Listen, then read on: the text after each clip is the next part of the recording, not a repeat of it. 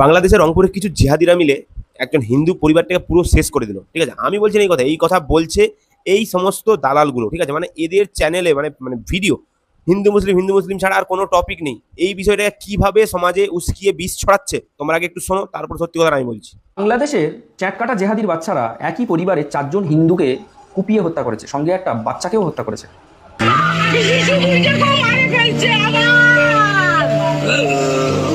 বাংলাদেশে আবারও জেহাদির হাতে হিন্দু নিধন। এর আগে আমরা দীপু দাসের মতন ঘটনা দেখেছিলাম, আবারও দেখলাম। মানে তাদের অপরাধ কি ছিল জানেন? তারা শুধুমাত্র সনাতনী হিন্দু, তাই তাদেরকে আজকে জেহাদিদের হাতে নিজের প্রাণ বিসর্জন দিতে হয়েছে। তারা পরিবারে 4 জন থাকে, মা বাবা এবং তাদের 2 জন সন্তান। রংপুরে একই পরিবারের 4 জন হিন্দু মেম্বারকে উপরে পাঠিয়ে দিল। এই মৃত্যুর বিচার চাই আমরা কেমন করে মানলো? আমরা এই মৃত্যুর বিচার চাই। পরিবারের 4টা মানুষকেই মারে ফেলছে। পরিবারের 4টা প্রাণী তারা, 4টা মানুষকেই তারা মারে ফেলছে। ছোট্ট একটা ছেলে, পরিবারের কান্নাটা শুনতে পেলেন?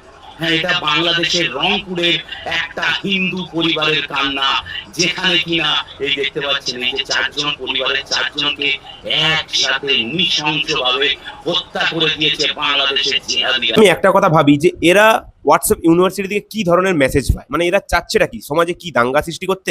মানে দেখতে গেলে যে কোনো বিষয় হলেই সেইখানে এরা কিছু পাক না পাক জিহাদি ঠিক খুঁজে পেয়ে যাবে। ঠিক আছে? এদের টপিক জিহাদি, মানে জিহাদি পাবেই।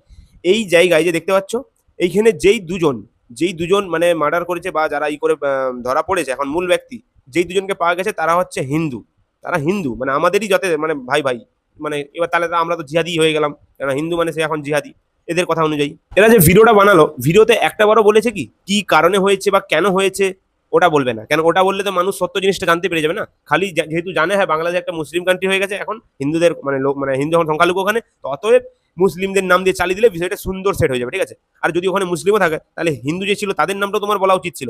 এই যজন এই ব্যক্তি এই বিষয়টা নিয়ে ভিডিও বানাচ্ছ, ভিডিওতে অন্তত প্রত্যেকটা মানুষের বলা উচিত ছিল যে হিন্দু ভাই 2 জন যারা ছিল যুক্ত ওখানে তাদের নামটা তুলে ধরা উচিত ছিল, যে এরাও তো আমাদের সনাতন ধর্মের। কেন এদের বেলা কেন বলছে না? খালি অন্য কিছু হলেই সবসময় জিহাদি করে।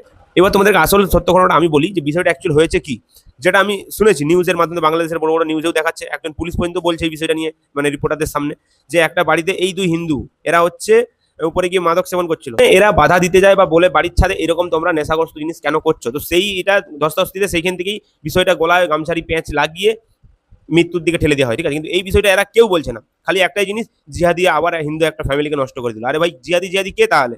সেটা ভালো করে ভেঙে বোঝাও। ছাদে ছিল